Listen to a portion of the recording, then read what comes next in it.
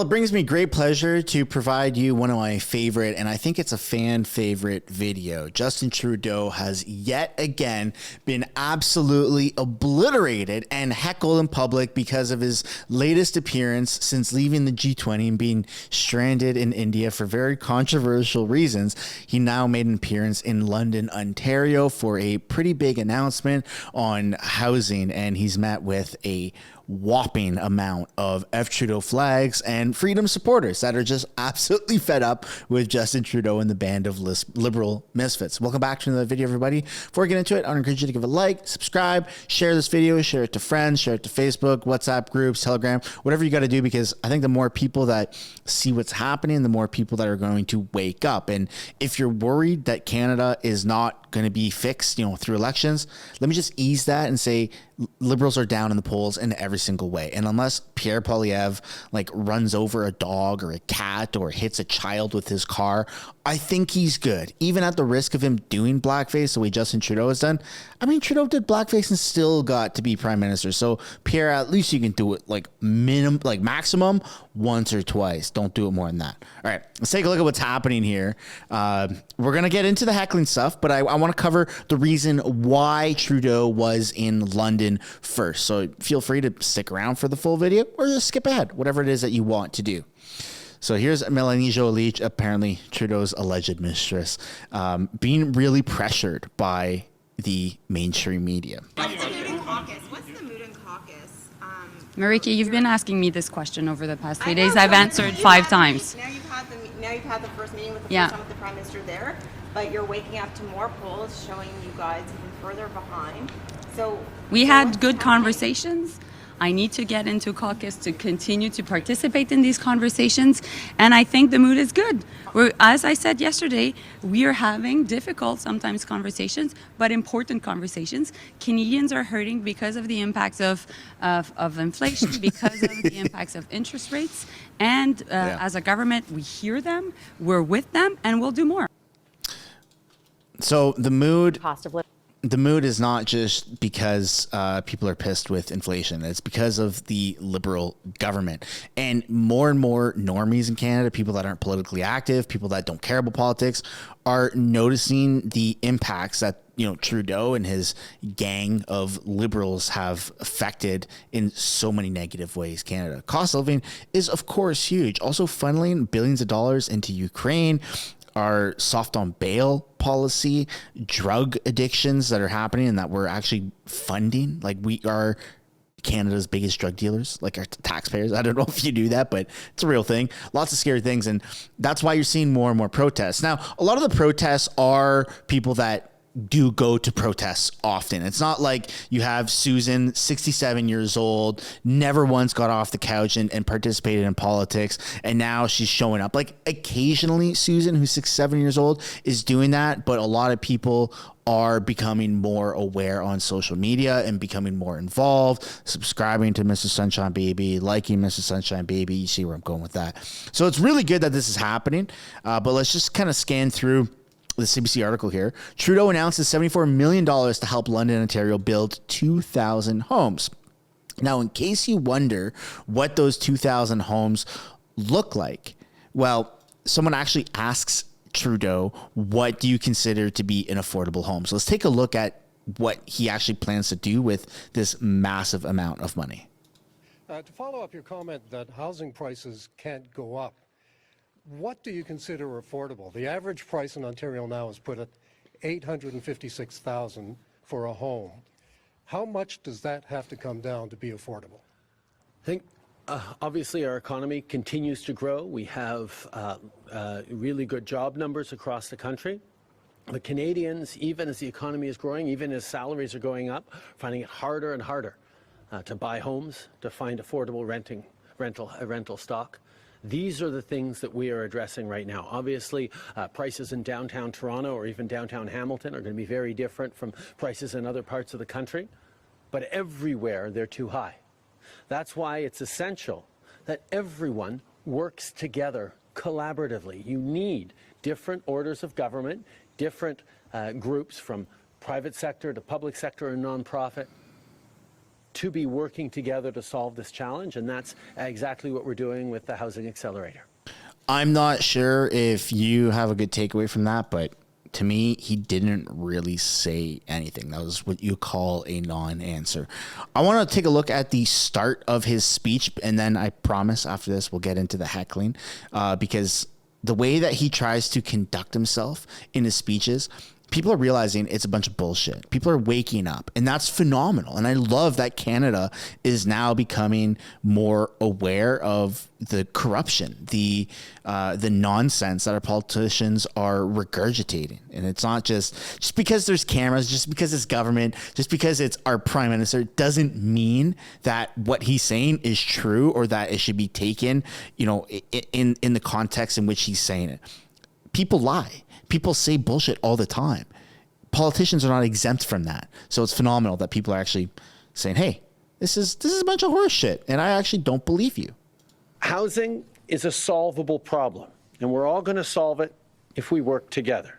Canada has done it before, and we're going to do it again. It's also great to be here with Mayor Josh Morgan, who knows we need to build more homes faster here in London, but also right across the country. Because we're facing a shortage of housing right now. And that's why prices of homes have become far too high. It's not fair to young people who feel like cities are turning their backs on them. When housing is that expensive, young people feel like cities don't want them. They feel like they can't succeed. But if young people can't succeed in our cities, then where can they succeed?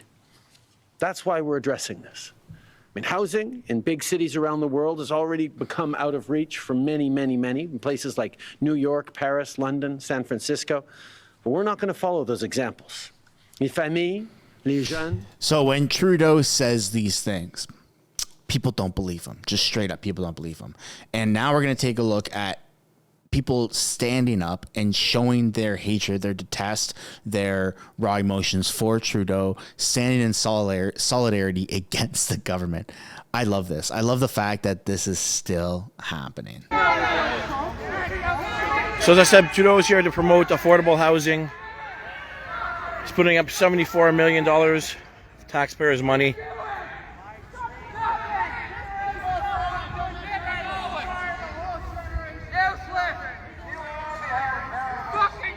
So he's here in London basically promote this, and he was greeted by these fine citizens. Next time we won't be so gentle in Ottawa either. Mark our fucking words. That I don't agree with. I don't know if you guys heard that. Someone said next time we won't be so effing gentle in Ottawa, mark my word. I think that making those types of comments and almost borderline inciting some sort of violence or acts of aggression, I think that's a really bad look for this movement, for the right, for the conservatives, for people that don't like Trudeau, because then you have a lot of people saying, whoa, hold on, I'm not going to be violent. I don't know anyone else is going to be violent. I don't want this person associated with me. And then you're creating more divide. Canadians are peaceful in nature, and I know it's frustrating. Like, don't get me wrong. I am pissed. I'm frustrated. Everyone is so angry with the state of Canada, with our government, with Justin Trudeau, his smiling, and he just waves every time you heckle him and tell him to go F himself. Like, I get the frustrations, but you can't resort to violence. You can't make those comments. It's a bad look, not just for yourself, but for everyone else that's out here protesting, giving up their time, taking time off of work or taking gas to go here and to participate in protests and to stay involved with the movement. I don't agree with any sort of inciting violence at all across the board.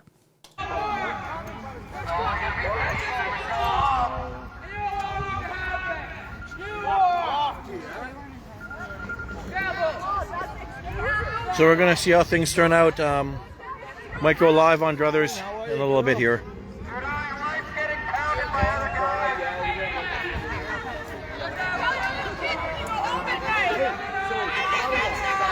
Dude standing in the middle of the road waving the flag. Our son's command.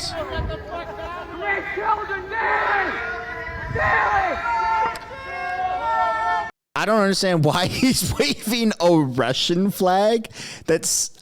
I get it. I get that there's a lot of hate right now for, funding Ukraine and stuff, but like, I don't know. I don't agree with waving the Russian flag like that. That's a little bizarre, but nonetheless, it's someone's freedom of expression. So I guess they're free to do that. You saw me after I got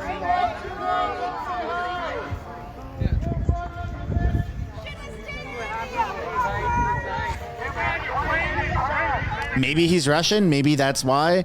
Maybe he's pro-Russia. I'm not sure.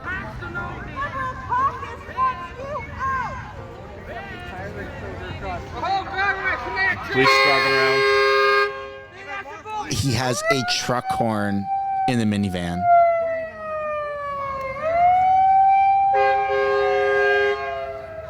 Fucking Trudeau for treason, bitches.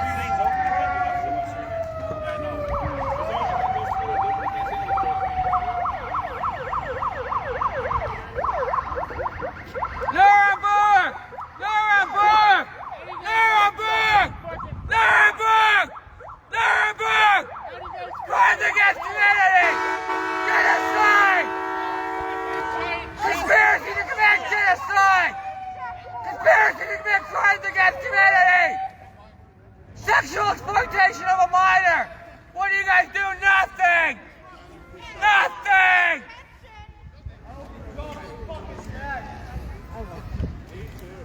I'll build the gallows. That was intense. I get the frustrations, everybody. And, as much as I am pro protests and freedom of expression, I think the most important takeaway for anyone participating in this, or if you yourself are participating or you know anyone who's participating, I think that it's important to keep it civil and keep it peaceful and, express your democratic rights to freedom of assembly and freedom to protest, but inciting violence and, acts of intimidation or, making threats, even if they're empty threats.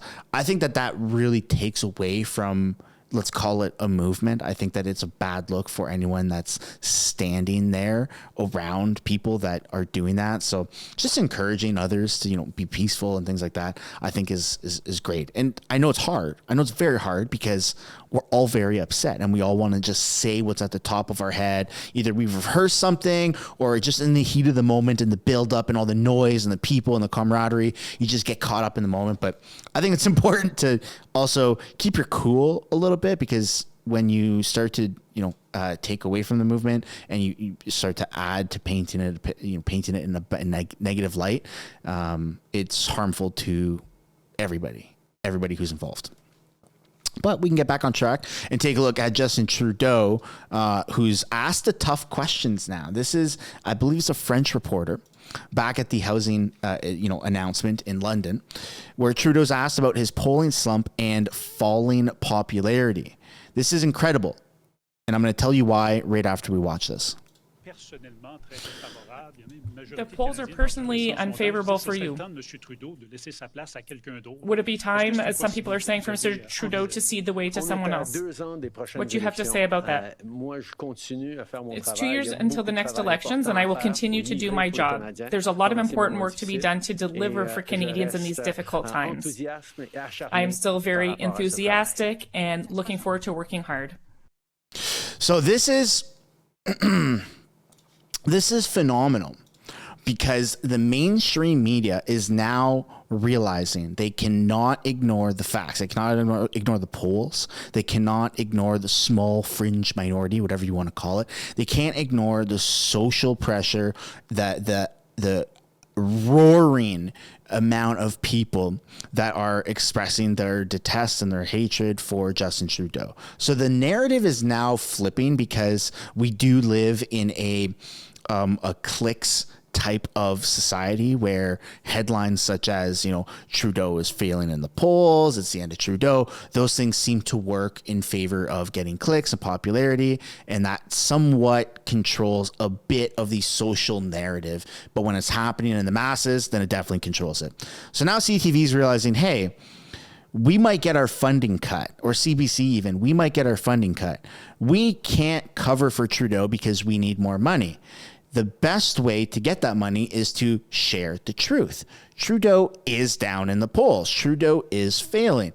And so that's going to drive them revenue. It's going to drive them clicks, but it's also a way for them to somewhat fix a little bit of their reputation and win some people's hearts back. I'm not saying that mainstream media can at all ever 100% fix their reputation, but at some point they've realized we've gone too far to the left. Now we have to realize that, okay, we can't cover for this guy anymore. He's losing. He's not going to cover for us. So we just have to become very objective and share the truth. And that's, I think, very phenomenal for Canada.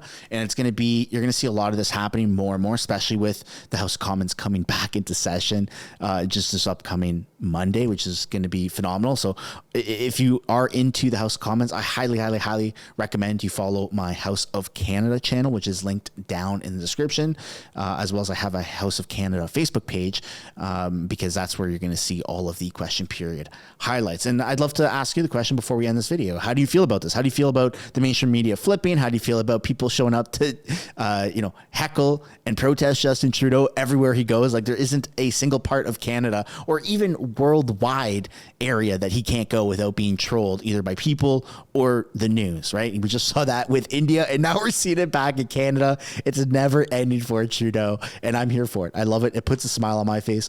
I hope it puts a smile on your face. Thanks for watching. Don't forget to like, subscribe, share this video to your friends, Facebook groups, whatever it is that you want to do. And I will see you all in the next one. Bye for now.